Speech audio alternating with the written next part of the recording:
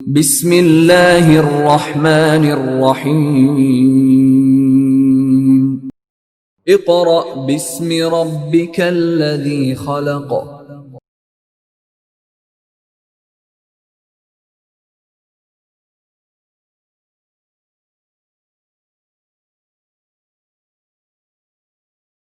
Dear students, अब हम work for day 11 से अपना नेक्स्ट लेक्चर स्टार्ट करेंगे विच is the functional group of carbon, hydrogen and oxygen. आपको याद होगा कि हमने अपने प्रीवियस लेक्चर में इसी आर्टिकल को स्टार्ट किया था, लेकिन अभी सिर्फ जो 3 आप कह लीजिए फंक्शनल ग्रुप थे हमने उनकी डिस्कशन की थी। तो अब हम 4th नंबर से कह लीजिए कि अपना जो नेक्स्ट फंक्शनल ग्रुप है उसकी बात स्टार्ट करेंगे विच इज़ द कार्बोक्सिलिक एसिड। ठीक है, या आप कह लीजिए कार्बोक्सिलिक ग्रुप। ठीक है, तो आपके पास नंबर 4 पर जो मेंशन किया गया है वो कार्बोक्सिलिक ग्रुप है, फिर नंबर 5 पे कीटोनिक ग्रुप है और 6 पर क्या है, ईस्टर लिंकेज। जैसा कि मैंने आपको आपके प्रीवियस लेक्चर में ये बताया था कि बुक से थोड़ी सी सीक्वेंस मैंने चेंज की है ताकि मैं आपको थोड़े से फंक्शनल ग्रुप का आपस में रिलेशन बता सकूं। तो आपको याद होगा कि आपने प्रीवियस लेक्चर में एल्डिहाइडिक ग्रुप तक बात कंप्लीट की थी।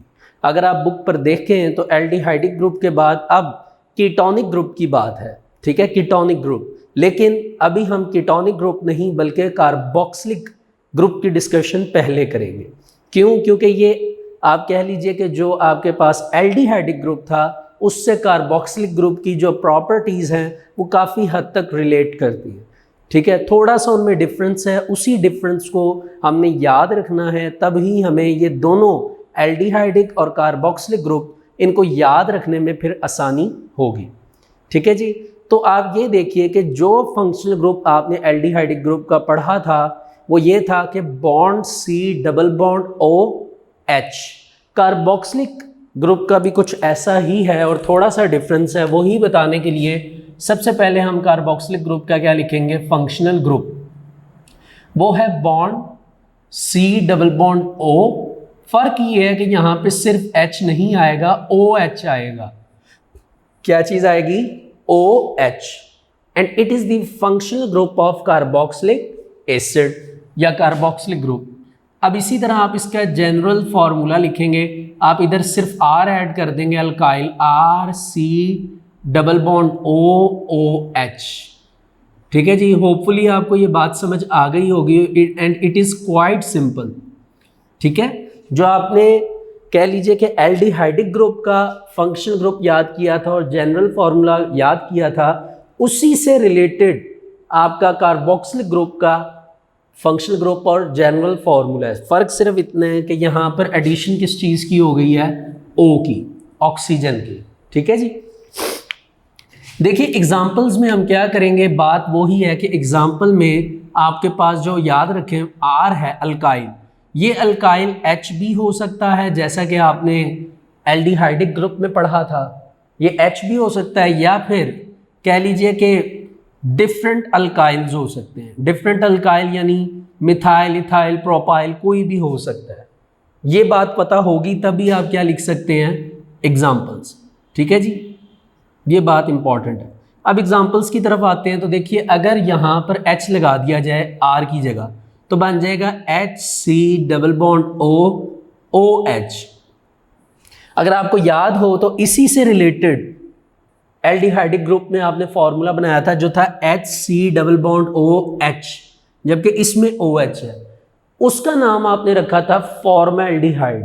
तो उसी से इसका नाम जनरेट होकर बना हुआ है which is formic acid, which is formic acid. ठीक हो गया जी। इसी तरह फिर आपने अगली जो एग्जांपल लिखी थी वो H को चेंज करके आपने CH3 मिथाइल ऐड किया था, CH3 C double bond OH। अगर इसमें से O को रिमूव कर दिया जाए तो ये असल में क्या बन जाएगा, एसिटल्डिहाइड। लेकिन क्योंकि इसमें O लगा हुआ है तो अब जाहिर सी बात है इसका नाम क्या होगा, तो स्टूडेंट्स इसका नाम आपके पास आ जाएगा एसिटिक एसिड। ठीक है, एसिटल्डिहाइड एल्डिहाइडिक ग्रुप में बनेगा और यहां पर कार्बोक्सिलिक ग्रुप में ये क्या बन जाएगा, एसिटिक एसिड। ठीक है जी। तो स्टूडेंट्स इस तरह ये आपके पास कार्बोक्सिलिक ग्रुप है। अब यहाँ पे आप एक चीज़ सोच रहे होंगे कि जब आपने फंक्शनल ग्रुप स्टार्ट किया था टॉपिक, तो वहाँ पर तो बॉन्ड COOH लिखा हुआ था कार्बोक्सिलिक ग्रुप का फंक्शनल ग्रुप। तो स्टूडेंट्स असल में ये भी फंक्शनल ग्रुप वो ही है, सिर्फ ये स्ट्रक्चर की फॉर्म में। अगर आप इसको थोड़ा सा कंडेंस करें तो देखिए ये बॉन्ड है, इसके साथ ये C है, इसके साथ ये O है, इसके साथ ये O है और इसके साथ ये H है। तो गौर करिए ये वही फंक्शनल ग्रुप बन जाएगा जो आपने चैप्टर के स्टार्ट फर्स्ट पैराग्राफ में, मतलब कह लीजिए एग्जाम्पल जो थी वो याद की थी। ठीक है, तो थोड़ा सा ये स्ट्रक्चर फॉर्म में है फंक्शनल ग्रुप, जबकि ये थोड़ा सा कंडेंस फॉर्म। तो आइए इसको हम कार्बोक्सिलिक एसिड जो है इसको रीड कर लेते हैं। तो स्टूडेंट्स इसके लिए आपको बुक के पेज नंबर 69 पर आना पड़ेगा। Carboxylic group, compounds containing functional group bond C double bond OH are called carboxylic acids. इनको हम क्या नाम देते हैं, carboxylic acids. Their general formula is, अब इनका जनरल फार्मूला क्या है जो कि मैंने सामने भी मेंशन कर दिया है, RC डबल बॉन्ड OH। ठीक है जी, यहाँ पर वही बात लिखी हुई है कि where R stands for bond H, RH भी हो सकता है या दूसरे अल्काइल ग्रुप हो सकते हैं। और वही दो एग्जाम्पल, अब आप 2 मिनट के लिए कार्बोक्सिलिक ग्रुप की एग्जाम्पल्स को एसिटल्डिहाइडिक ग्रुप की एग्जाम्पल्स के साथ मैच करिए तो आपको नजर आएगा कि सिर्फ एक O की एडिशन कार्बोक्सिलिक एसिड्स में हुई है और उसी O की वजह से उनके नाम चेंज हो गए हैं। वहाँ पे आपने फॉर्मेल्डिहाइड पढ़ा था प्रीवियस लेक्चर में और यहाँ पे आज आप फॉर्मिक एसिड पढ़ रहे हैं। आपने एसिटल्डिहाइडिक ग्रुप में क्या पढ़ा था, एसिटल्डिहाइड, तो यहाँ पर आपने नाम अब क्या पढ़ा, एसिटिक एसिड। तो इस तरह स्टूडेंट्स एल्डिहाइडिक ग्रुप जो है वो कार्बोक्सिलिक ग्रुप से क्या करता है, कुछ हद तक रिलेट करता है। ठीक है जी, ये आपका यहाँ तक कार्बोक्सिलिक ग्रुप जो 4th नंबर पर था, आप कह लीजिए फंक्शनल ग्रुप, वो यहाँ तक क्या होता है, कंप्लीट होता है। अब आप पेज नंबर 69 पर ही रहिए। अब हम कीटोनिक ग्रुप की जो बात है वो स्टार्ट करने लगे। ठीक है जी, तो स्टूडेंट्स अब हम स्टार्ट करने लगे हैं कीटोनिक ग्रुप। तो देखिए कीटोनिक ग्रुप जो आपके पास अवेलेबल है इसका भी उसी तरह एक फंक्शनल ग्रुप है, वो ये है कि आप एक कार्बन लिखते हैं, उस कार्बन के साथ आप डबल बॉन्ड ऑक्सीजन को ऐड कर देते हैं और कार्बन के दोनों बॉन्ड जो हैं वो एम्प्टी होते हैं, लाइक दैट। यानी carbon 2 bond empty, double bond O। It is the functional group of ketonic group. अगर आपको कार्बन के साथ ऐसे 2 बॉन्ड लगाने में थोड़ी सी कह लीजिए हेजिटेशन हो रही है तो आप इसको इस फॉर्म में भी लिख सकते हैं। कार्बन को उसी तरह लिखिए, इस डबल बॉन्ड ऑक्सीजन को उठाकर इसके टॉप पर ले जाइए, लाइक दैट। ठीक है जी, और इसके 2 बॉन्ड एम्प्टी रखने हैं तो आप ऐसे भी एम्प्टी रख सकते हैं, ऐसे। ये दोनों मेथड जो हैं वो करेक्ट हैं functional group of ketonic group को राइट करने के। ठीक है जी, तो ये आपके पास क्या आ गया, फंक्शनल ग्रुप। अब आप इसका क्या लिखेंगे, जनरल फार्मूला। देखिए जनरल फार्मूला लिखने के लिए आपको पता है कि दोनों बॉन्ड एम्प्टी हैं, तो जाहिर सी बात है उन दोनों बॉन्ड में आपके पास कौन सा ग्रुप ऐड हो जाएगा, alkyl group. One is the same and the one is the different. ठीक है जी, one is same and the one is the different. उसी तरह वही बात दोबारा आ गई। आप वापस आ जाइए बुक पर कीटोनिक ग्रुप में और आप इसको देख लीजिए कि compounds containing the functional group C 2 bonds empty double bond O are called ketones. इनको हम क्या नाम देते हैं, कीटोन्स। इनका जनरल फॉर्मूला क्या है, RC double bond O R। अब वही बात जिस तरह आपको पहले भी बताया था कि ये दोनों R आपके पास, दोनों R सेम भी हो सकते हैं और दोनों R आपके पास डिफरेंट भी हो सकते हैं, सेम भी हो सकते हैं और डिफरेंट भी हो सकते हैं। इसी चीज़ को प्रेजेंट करने के लिए, इसी चीज़ को प्रेजेंट करने के लिए मैं आपके पास एग्जांपल्स मेंशन कर देता हूं। देखिए अगर इसमें हम एग्जांपल्स को लिखते हैं तो आप पहले दोनों आर सेम लिख लीजिए। जैसे दोनों में CH3 यानी मिथाइल लिख लीजिए, दोनों आर सेम हो गए। अब दोनों डिफरेंट कर लीजिए, इसमें मिथाइल लिख लीजिए C डबल बॉन्ड O, और इसमें क्या कर लीजिए इथाइल C2H5। ये आपके पास दो एग्जांपल्स हैं, ठीक है। अब इसका नाम क्या बनेगा, देखिए ये भी मिथाइल है, ये भी मिथाइल है, तो आप इसका क्या नाम मेंशन करेंगे, आप लिखेंगे इट इज डाई मिथाइल, और फंक्शनल ग्रुप किसका है, कीटोन, तो इसका नाम क्या बन जाएगा, डाई मिथाइल कीटोन। इसी तरह आप इसका नाम मेंशन करेंगे, वो ये होगा कि ये क्या है, मिथाइल। आप पहले मिथाइल लिख लीजिए, फिर ये आपके पास क्या है, इथाइल, तो मिथाइल इथाइल, और फंक्शनल ग्रुप आपके पास किसका है, कीटोन, तो ये आपके पास क्या नाम बन जाएगा, मिथाइल इथाइल कीटोन। आप इसको एक और तरीके से भी लिख सकते हैं, वो मैंने आपको पहले भी प्रीवियस लेक्चर में बताया था कि इसमें अगर आप इनके नाम शिफ्ट भी कर दें, फॉर एग्जांपल इथाइल को पहले लिख दीजिए, मिथाइल को बाद में लिख दीजिए, और फंक्शनल ग्रुप उसी तरह आ जाएगा। तो मिथाइल इथाइल कीटोन लिखिए या इथाइल मिथाइल कीटोन लिखिए, बात एक ही है। नाम आगे पीछे करने से इस पर कोई भी फर्क नहीं पड़ता, कोई भी डिफरेंस नहीं आता इस चीज़ में, ठीक है जी। तो इस तरह ये आपके पास कीटोनिक ग्रुप की एग्जांपल जो हैं वो आ जाएंगी, लेकिन बुक में इनको एक एक नाम और दिया गया है एडिशनल। जैसे आप बुक पे देख सकते हैं कि डाईमिथाइल कीटोन को एसीटोन का नाम दिया गया, यानी ये जो आपके पास फर्स्ट एग्जांपल मैंने राइट किया है, इसको एसीटोन का नाम भी दिया गया। स्टूडेंट्स ये जो एडिशनल नाम लिखे हुए हैं, लाइक इसमें एसीटोन है, इसी तरह आपको याद होगा कि आपने एल्डिहाइड ग्रुप में फॉर्माल्डिहाइड, एसिटाल्डिहाइड, तो इन नामों को, इन नेम्स को आपने अच्छी तरह याद करना है, और इनके फार्मूला को भी, क्योंकि इनके जो फार्मूलाज हैं ये आपको शॉर्ट क्वेश्चन में एज ए MCQs के तौर पर आ सकते हैं, ठीक है जी। तो अब कीटोनिक ग्रुप में दो एग्जांपल्स हैं, होपफुली आपने देख ली होंगी, और ये दोनों एग्जांपल्स आपको समझ आ गई होगी। और स्टूडेंट्स थोड़ा सा आपको फील हो रहा होगा कि इसकी जो एग्जांपल्स लिखने का मेथड है ये बहुत ज़्यादा रिलेट कर रहा है ईथर लिंकेज से, जो कि हमने प्रीवियस लेक्चर में पढ़ा था, लेकिन ऐसी बात नहीं है। आप जाके देखिए कि ईथर लिंकेज का जो फंक्शनल ग्रुप था वो R, उसका जो जनरल फार्मूला था वो था ROR, जबकि इसका जनरल फार्मूला है RC डबल बॉन्ड OR। आप जाके मैच कर सकते हैं, ठीक है। तो आपने देखा कि कितनी हद तक लग रहा है कि ये सेम है, लेकिन ये सेम नहीं है। इसी तरह जिस तरह मैंने आपको पहले भी बताया कि स्टूडेंट्स आप खुद इनको राइट कर सकते हैं रफ पेज पर, उसी तरह कीटोनिक ग्रुप की भी एग्जांपल्स को आप इजीली प्रिपेयर कर सकते हैं। ये आपके पास इजीली 20 से 25 फार्मूलाज इजीली बन जाएंगे। बस बात सिर्फ इतनी सी है कि बैठ के आपने प्रैक्टिस करनी। इट डजेंट मैटर कि आप उन सब के नाम लिखें, नाम लिखना इतना इंपॉर्टेंट नहीं है जितने उन फार्मूलाज को लिखना इंपॉर्टेंट है, ठीक है। तो स्टूडेंट्स आपने इसकी प्रॉपर प्रैक्टिस करनी। अच्छा, अब क्योंकि जैसा कि मैंने आपको बताया कि हमारा पांचवा कह लीजिए कीटोनिक ग्रुप जो है वो कंप्लीट हो चुका है, अब हमारे पास लास्ट कह लीजिए कि फंक्शनल ग्रुप है containing carbon, hydrogen and oxygen, which is ester. तो students ester linkage is more close to ketonic group. जिस तरह आपने देखा कि एल्डिहाइडिक ग्रुप और कार्बोक्सिलिक ग्रुप में एक O की एडिशन हुई थी, इसी तरह कीटोनिक ग्रुप और कीटोनिक ग्रुप के साथ आप कह लीजिए कि अब हम जो ईस्टर लिंकेज पढ़ने लगे इसमें भी एक O की ही एडिशन होनी है। अभी मैं आपके सामने राइट करूंगा तो आपको ये बात समझ आ जाएगी।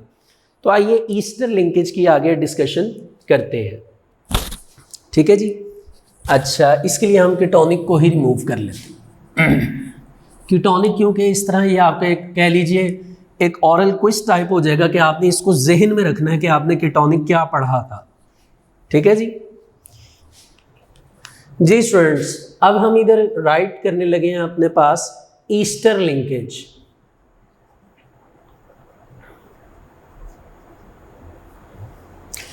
तो स्टूडेंट्स ईस्टर लिंकेज उसी तरह सबसे पहले हम उसका आप बुक पे देख लीजिए, फंक्शनल ग्रुप है जो कि मेंशन किया गया है, सबसे पहले उसे लिखेंगे।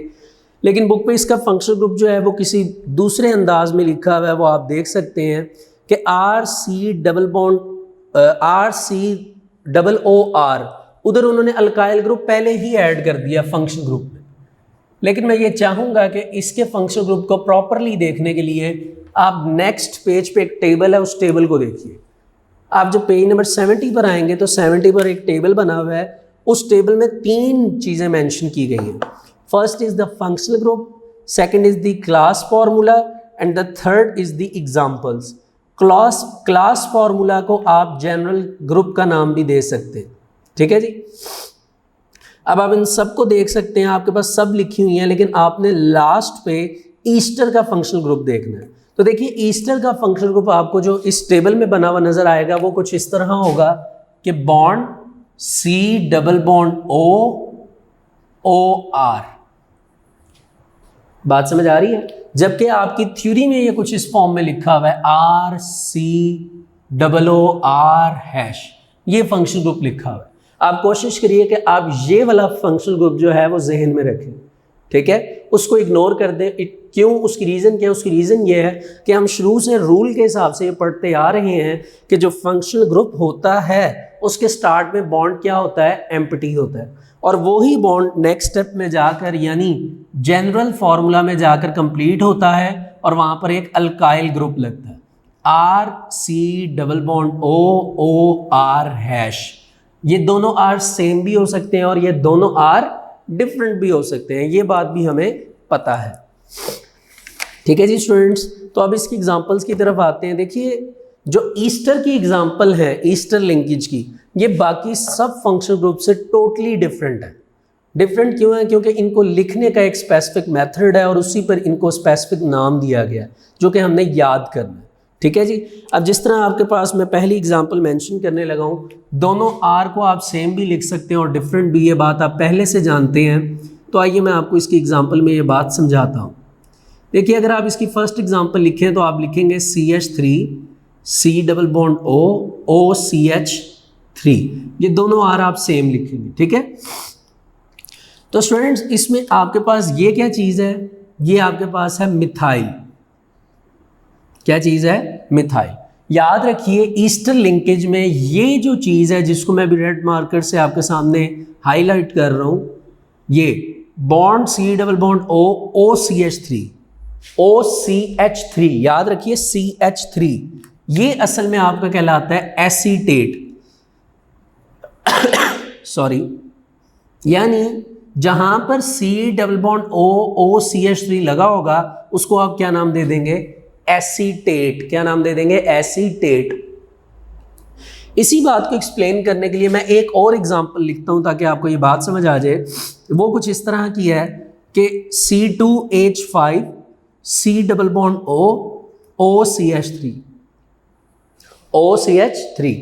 बुक में इसको थोड़ा सा इसका मोड जो है वो चेंज किया गया। वो इस तरह कि किया कुछ इस तरह गया कि यहाँ पर लिख दिया गया इथाइल यानी C2H5 और यहाँ पर लिख दिया गया मिथाइल विच इज CH3, ठीक है जी।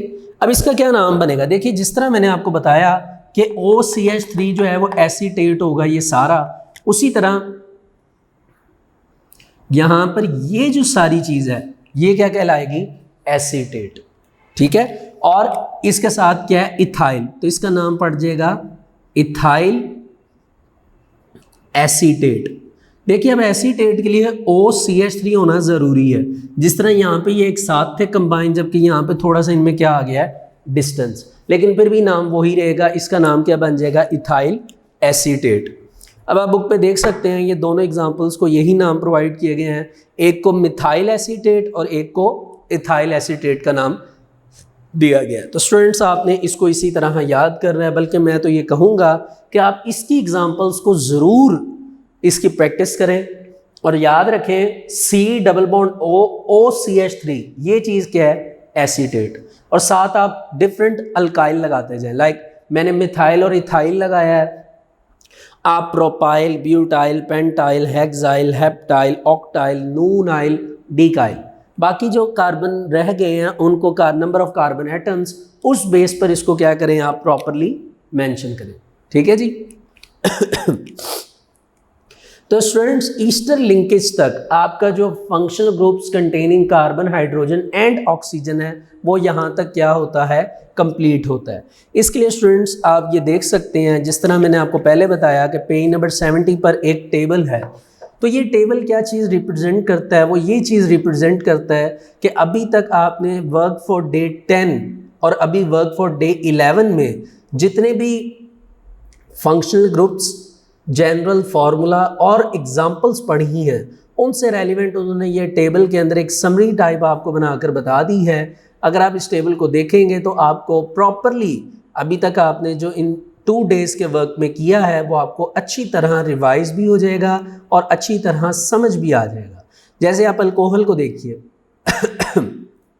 सॉरी, अल्कोहल में एक बात एडिशनल है जो कि आपको शायद अभी ना समझ आए, मैं ट्राई करता हूँ ये आपको बताने की कि अल्कोहल में देखिए नीचे 3 नाम मेंशन किए गए हैं। The first is the primary, the next is the secondary and the third is the tertiary. Primary means 1, secondary मतलब 2, टर्शरी मीन्स 3। ठीक है जी। अब उस टेबल में देखिए, अगर आप गौर से फंक्शनल ग्रुप देखें तो लगा हुआ है बॉन्ड CH2OH, यानी एक कार्बन के साथ आगे एक बॉन्ड अटैच है। इस तरह की अल्कोहल को प्राइमरी कहा जाता है। लेकिन उसी के नीचे अगर आप सेकेंडरी को देखेंगे तो उसी कार्बन के साथ 2 बॉन्ड निकले हुए, 2 बॉन्ड्स मीन टू से कि सेकेंडरी अल्कोहल। और टर्शरी को देखेंगे तो उसमें कितने बॉन्ड्स निकले हुए हैं, 3। तो 3 को आप क्या नाम देंगे, टर्शरी। और फंक्शनल ग्रुप किसका है, अल्कोहल का। अगले स्टेप में जाइए तो उन सब में R लगा हुआ आपको नजर आएगा। R मीन्स अल्काइल, आप देख सकते हैं। उसी हिसाब से आगे तीनों आपके पास क्या बनी हुई है, अल्कोहल। क्योंकि बुक में स्पेस का प्रॉब्लम है, इस वजह से उन्होंने सारी एग्जांपल्स में सिर्फ मिथाइल यूज़ किया। ठीक है, primary alcohol, secondary alcohol, tertiary alcohol, तीनों में मिथाइल है। और एक चीज़ आपको नज़र आ रही होगी कि फर्स्ट के सेंटर में CH2 था, नीचे जाएंगे CH है और फिर नीचे जाएंगे तो सिंगल C रह जाएगा। वो हाइड्रोजन रिमूव होता गया और उसकी जगह बॉन्ड्स के अंदर चीज़ें ऐड होती गई हैं। इसी तरह ईथर में आ जाइए तो उसका फंक्शनल ग्रुप आपने पीछे पढ़ा था C bond O bond C, जिसको आप बॉन्ड O बॉन्ड भी लिखते हैं। और उसका जनरल फार्मूला ROR है और उसी तरह एक एग्जांपल मेंशन की गई है। इसी तरह एल्डिहाइडिक ग्रुप है, कीटोनिक ग्रुप है, कार्बोक्सिलिक एसिड्स हैं और ईस्टर्स हैं।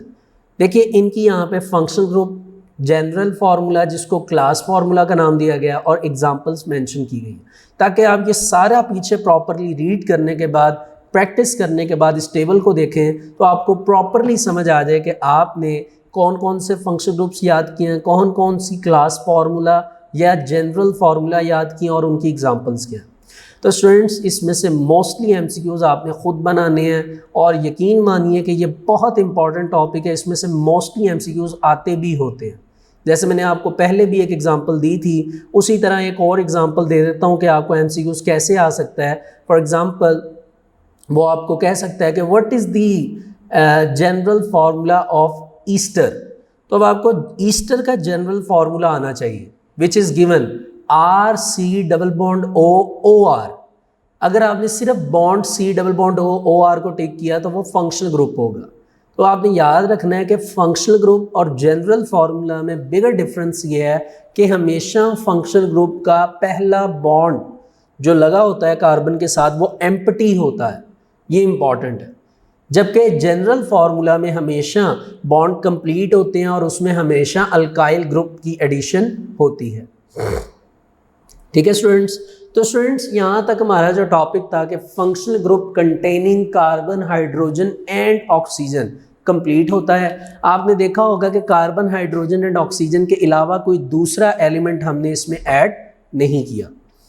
अब आगे मूव करते हैं एक आर्टिकल की तरफ, which is the functional group containing carbon, hydrogen and nitrogen. अब आप देखिए कि एलिमेंट का नाम चेंज हो गया है। अब ऑक्सीजन की जगह हम क्या यूज करेंगे, नाइट्रोजन। तो हम इसी टॉपिक में से कार्बन, हाइड्रोजन एंड यहाँ पर किस चीज की एडिशन कर देंगे, नाइट्रोजन की। किसकी एडिशन कर देंगे, नाइट्रोजन की। ठीक है जी हम पहले इसको रिमूव कर लेते हैं ताकि फिर हम प्रॉपरली जो लेक्चर है उसको इजीली क्या कर सके, कंप्लीट कर सके जी। तो जैसा कि मैंने आपको बताया स्टूडेंट्स के आगे अब आप कार्बन, हाइड्रोजन एंड नाइट्रोजन की अब बात करेंगे। देखिए ऑक्सीजन की जगह अब आपके पास क्या आ गया है, नाइट्रोजन। यानी ऑक्सीजन की रिप्लेसमेंट हो गई है। अब आप बात जब नाइट्रोजन की करेंगे तो जाहिर सी बात है उसमें आपके पास जो फंक्शनल ग्रुप होगा वो भी क्या होगा, डिफरेंट होगा। तो कार्बन, हाइड्रोजन एंड नाइट्रोजन। जी स्टूडेंट्स, ये आपका अब कह लीजिए कि नेक्स्ट आर्टिकल है जिसमें आपको ऑर्गेनिक कंपाउंड्स बने हुए नजर आएंगे और उन ऑर्गेनिक कंपाउंड्स की हमने बात करनी है। देखिए, ऐसा फंक्शनल ग्रुप जिसमें कार्बन, हाइड्रोजन और उसके साथ नाइट्रोजन अवेलेबल हो, तो वो नाइट्रोजन की वजह से फ्यूचर में जो फंक्शनल ग्रुप बनाता है उस फंक्शनल ग्रुप को नाम दिया जाता है अमाइंस। क्या नाम दिया जाता है?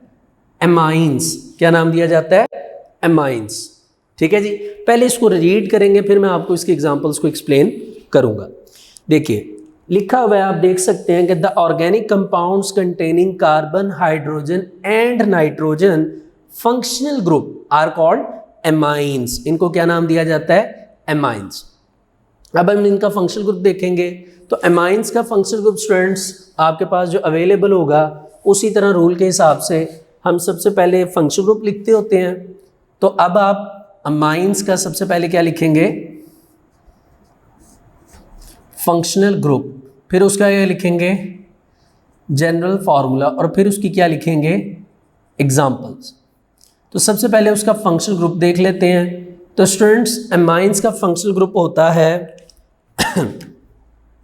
Bond NH2, bond NH2। It is the functional group of amines. इसी तरह इनका जनरल फार्मूला होता है RNH2। R मीन्स के यहाँ पे क्या चीज़ आ जाएगी? अल्काइल।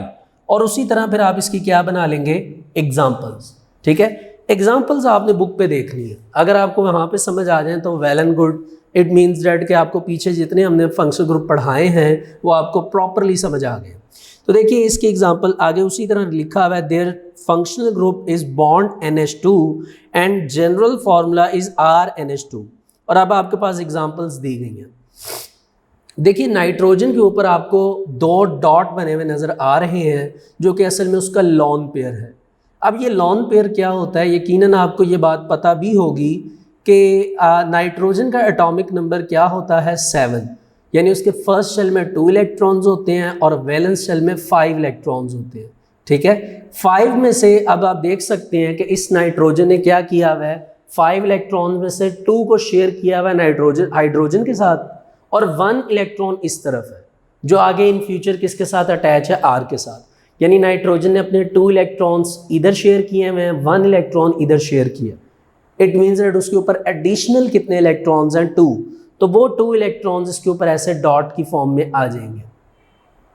इसी वजह से आप देख सकते हैं कि तीनों एग्जांपल्स में नाइट्रोजन के ऊपर डॉट मेंशन किया गया। अब अगर इनकी एग्जांपल्स को आप देखें तो पहली एग्जांपल में CH3NH2 लिखा हुआ है, मिथाइल एमाइन। चलिए मैं इसकी एग्जांपल्स लिख देता हूँ। अब मैं इसमें क्या आपसे बचत करूँ, इसे लिख देता हूँ। एग्जांपल्स में R की जगह आप मिथाइल लिखिए, CH3NH2 एक एग्जांपल। दूसरी एग्जांपल, आप इधर से एक हाइड्रोजन रिमूव कर दें, इसी तरह CH3 लिखें, नाइट्रोजन लिखें, लेकिन इसमें एक और CH3 ऐड कर दें तो इधर अल्टीमेटली हाइड्रोजन एक रह जाएगा। ऐसे ही है। अब एक हाइड्रोजन नेक्स्ट स्टेप में फिर रिमूव कर दें तो क्या बन जाएगा? आप देख सकते हैं वो ये होगा कि CH3N, CH3। इस तरह तो पहले भी था। अब एक हाइड्रोजन फिर रिमूव करेंगे तो यहाँ पे दोबारा CH3 लगा दें। अब ये आपके पास क्या नाम बन जाएंगे? देखिए ये आपके पास बनेगा, फर्स्ट ऑफ ऑल इसका नाम क्या बनेगा आपके पास? ये क्या चीज़ है? मिथाइल। तो इसका नाम पड़ जाएगा मिथाइल एमाइन, मिथाइल एमाइन। इसी तरह आप यहाँ पर आइए तो इसमें कितने मिथाइल हैं? 2। तो आप क्या नाम देंगे? Di methyl amine, di methyl amine. इसी तरह इसमें 3 है तो आप क्या नाम देंगे? Tri methyl amine. तो स्टूडेंट्स इसकी तो यही एग्जांपल्स जो हैं वो बुक में मेंशन की गई हैं, यानी methyl amine, di methyl amine, tri methyl amine. आप ये बुक पे भी देख सकते हैं। ठीक है जी। अब इस पे आपने प्रैक्टिस क्या करनी है? सॉरी, कहीं पर मिथाइल लगा हुआ है तो दूसरी साइड पर आप इथाइल लगा दीजिए, फिर प्रोपाइल, ब्यूटाइल, गोस ऑन डीकाइल। तो डीकाइल तक लगा के स्टूडेंट्स आपने इसकी प्रैक्टिस करनी है और आपने अमाइंस को जनरेट करना है, ठीक है। तो कार्बन, हाइड्रोजन एंड नाइट्रोजन ये कंबाइन करके अमाइंस बनाते हैं। अब नेक्स्ट आर्टिकल की तरफ मूव करते हैं, विच इज़ कॉल्ड हैलाइड्स। ये बहुत इंपॉर्टेंट है, इनको आपने बड़े ही गौर से सुनना है, ये मैं आपको प्रॉपरली एक्सप्लेन करूंगा, ठीक है। अब हम बात करेंगे functional group, functional group containing, यानी उन फंक्शनल ग्रुप की बात करेंगे जो कंटेन करेंगे 3 एलिमेंट्स को। पहला कार्बन, वही, दूसरा हाइड्रोजन, ये भी सेम वही है, तीसरा जो एडिशन होने वाली है वो इस दफ़ा है हेलोजेंस। हेलोजेंस क्या होते हैं स्टूडेंट्स, ये आपने पहले भी 9th क्लास पे पढ़ा हुआ है कि हेलोजेंस जो हैं वो आपके पास 17 ग्रुप के मेंबर्स होते हैं, उनको हम हेलोजेंस कहते हैं, ठीक है। कौन से group? Number 17, periodic table 9th class, page number 48, वहाँ पर 17 ग्रुप अगर आप जाके देखें तो वो हेलोजेंस कहलाते हैं और इनको रिप्रेजेंट किया जाता है एक स्पेसिफिक सिंबल से, विच इज़ एक्स। जहाँ पर एक्स लगा होगा इट मीन्स दैट यहाँ पे किसकी बात हो रही है? हेलोजेंस की, ठीक है जी। तो हेलोजन एक्स जो है वो रिप्रेजेंट एक्स से किया जाता है। आइए इससे पहले देख लेते हैं बुक पे। The organic compounds having functional group containing carbon, hydrogen and halogens are called alkyl halides। अब ये वर्ड halides का क्या मतलब है? देखिए, हेलोजन की किसी भी चीज़ के अंदर एडिशन हो तो उसको नाम हैलाइड दिया जाता है।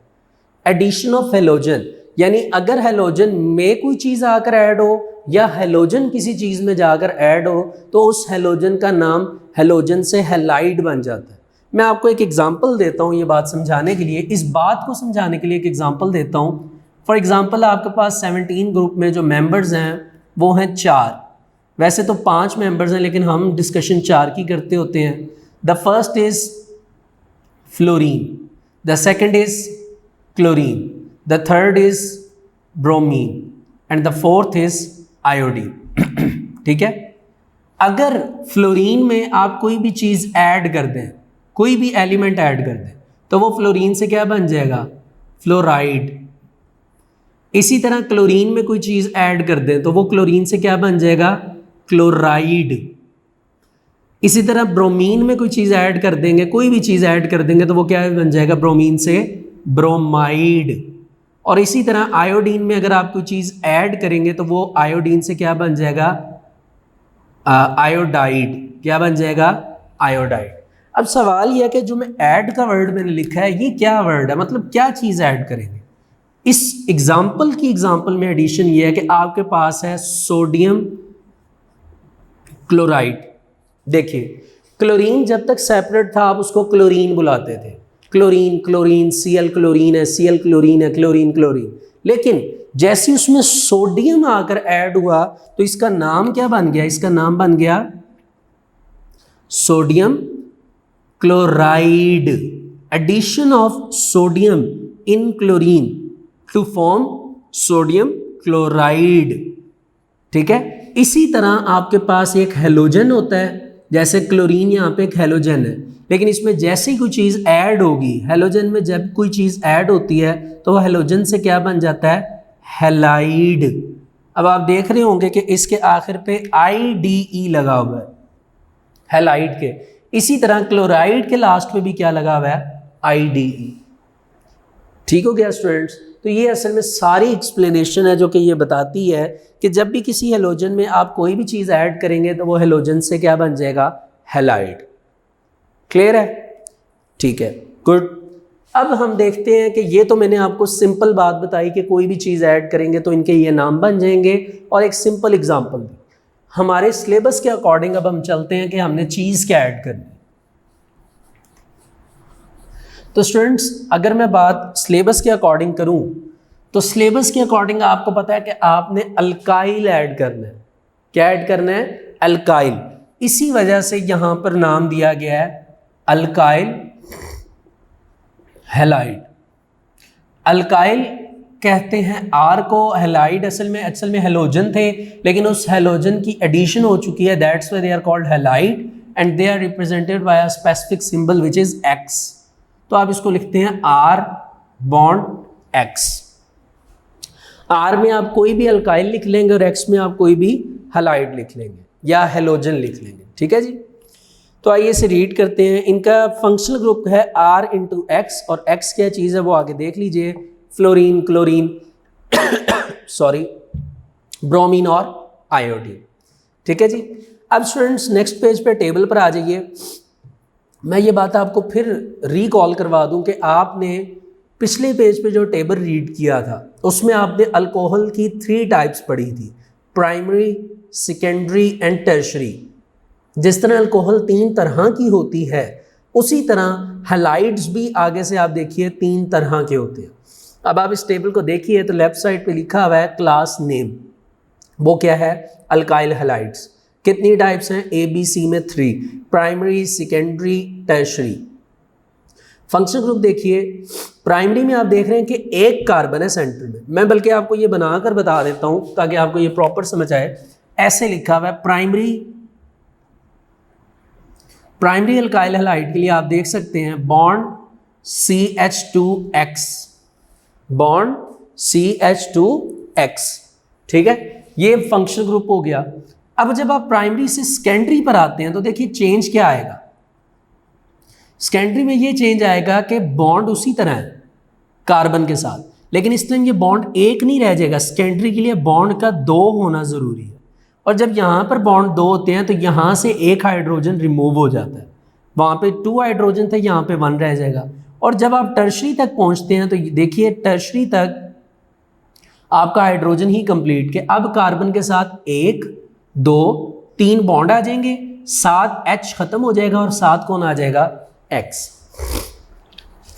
इस कार्बन के साथ आगे से एक कार्बन ने आके जुड़ना है, एक कार्बन की एडिशन होनी है, that's why it is called primary. इसके साथ आगे से 2 चीज़ों की एडिशन होनी है, ज़रूरी नहीं वो कार्बन हो, लेकिन जो भी चीज़ ऐड होगी आके 2 साइडेड ऐड होगी, that's why it is called secondary. और टर्शरी में 3 चीज़ें आकर ऐड होंगी। अब आप इनके अगर जनरल फार्मूला देखें तो जो बॉन्ड खाली हैं वहाँ पे आपको जनरल फार्मूला में इधर क्या लगे हुए नजर आएंगे, R, ऐसे जैसे मैंने अभी लगा दिया, या बुक पे भी देख सकते सॉरी। और नेक्स्ट पे देखिए तो आपको वो प्रॉपरली जो है उसकी एग्जांपल्स बनी नज़र आ रही हैं। पहली देखिए लिखी हुई है इथाइल हैलाइड, हैलाइड एक्स की वजह से कहा जा रहा है, और पीछे क्या चीज़ है, इथाइल, ठीक है। इसी तरह आप नीचे एग्जांपल देखिए तो सेकेंडरी प्रोपाइल हैलाइड लिखा हुआ है, SEC का मतलब सेकेंडरी, सेकेंडरी का मतलब इसमें प्रोपाइल कितने कार्बन आप काउंट करिए, 1 2 3, 3 कार्बन को हम प्रोपाइल कहते हैं। चेन सेकेंडरी है, यानी सेकेंडरी चेन है, और साथ क्या नाम आ जाएगा, हैलाइड। इसी तरह आपके पास टर्शरी ब्यूटाइल हैलाइड, ब्यूटाइल क्यों है, क्योंकि आपने कार्बन काउंट करने हैं। ये देखिए 1, इधर एक आएगा 2, इधर एक आएगा 3, इधर एक आएगा 4 कार्बन को आप ब्यूटाइल कहेंगे। चेन कौन सी है, टर्शरी, तो नाम क्या पड़ जाएगा, टर्शरी ब्यूटाइल, और एक्स की सिंबल है हैलाइड का। एडिशन ये हो सकती है इसमें एक और एडिशन, वो क्या है कि आप x की जगह कुछ और लिख दें। जैसे मैं आपको एक बनाकर बताता हूँ एग्जांपल इससे। वो एग्जांपल कुछ इस तरह की है कि आप r की जगह लिखिए CH3, ये इसी तरह आ जाएगा CH2, और ये क्या आ जाएगा, x को आप यहाँ पे क्या लिख दीजिए, आप x की जगह कोई भी हेलोजन लिख दीजिए। फॉर एग्जांपल मैं क्लोरीन लिख देता हूँ। अब इसका नाम क्या बनेगा, देखिए ये आपके पास 2 कार्बन है, ये क्या बन जाएगा, इथाइल। इस दफ़ा आप हैलाइड नहीं लिखेंगे, इथाइल के साथ क्या चीज़ है, क्लोरीन, तो क्लोरीन से क्या बन जाएगा, क्लोराइड। फ्लोरीन होता तो फ्लोराइड, ब्रोमीन होता तो ब्रोमाइड, और आयोडीन होता तो आयोडाइड, ठीक है जी। तो स्टूडेंट्स ये असल में प्रैक्टिस है, होपफुली ये प्रैक्टिस आप इसको परफॉर्म अच्छी तरह खुद करेंगे, ठीक है जी। आगे आ जाइए। अब वो बात आने लगी है जो बात काफ़ी देर से हमने पेंडिंग की हुई थी, which is the double and triple bond. अब हम डबल एंड ट्रिपल बॉन्ड की बात डिस्कस करने लगे हैं, ठीक है जी। तो डबल एंड ट्रिपल बॉन्ड क्या है, आइए उसकी डिस्कशन करते हैं ताकि ये आपको समझ आ जाए, ठीक है जी। इसको हम यहीं पर इरेज कर लेते हैं, यहाँ पर ठीक है जी।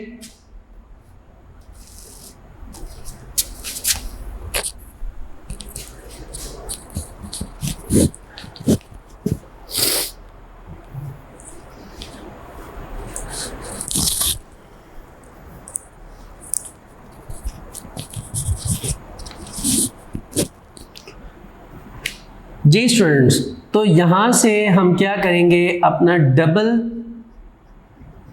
एंड ट्रिपल बॉन्ड की डिस्कशन करेंगे।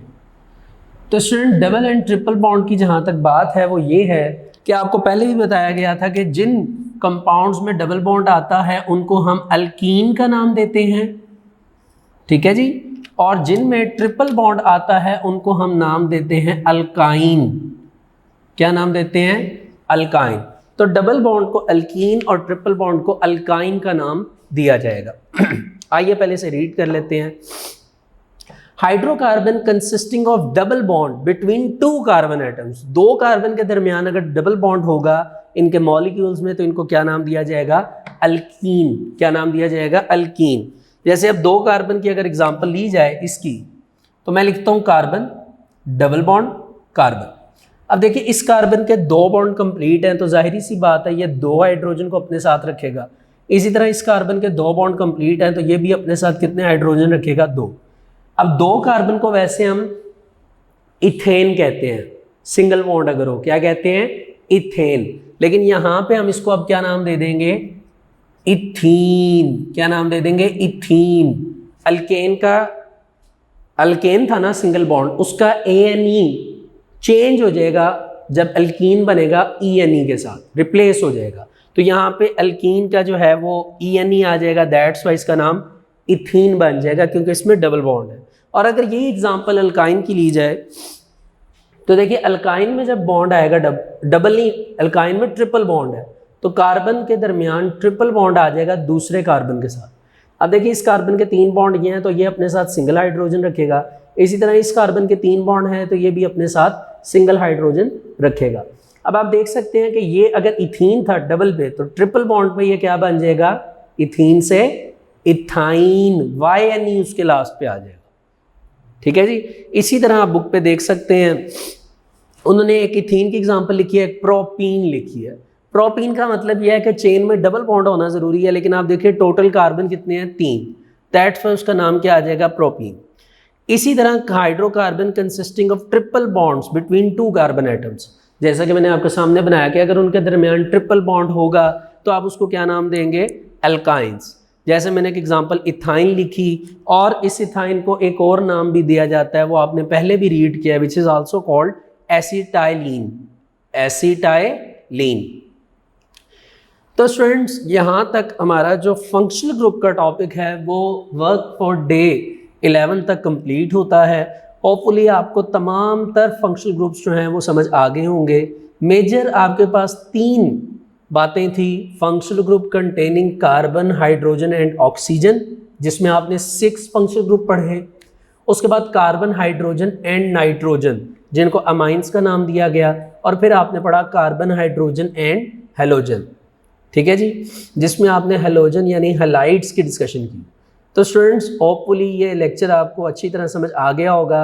जैसा कि मैंने आपको पहले भी कहा कि आप प्रॉपरली इसका क्या करिए, इस लेक्चर का, कि आप प्रॉपरली इसकी प्रैक्टिस करिए, फंक्शनल ग्रुप्स को घर पे प्रैक्टिस करके लिखिए प्रॉपरली, कि आपको पता चले कि आपने इसकी प्रैक्टिस की हुई है, क्योंकि प्रैक्टिस के बगैर आपको केमिकल फार्मूला लिखना नहीं आएगा।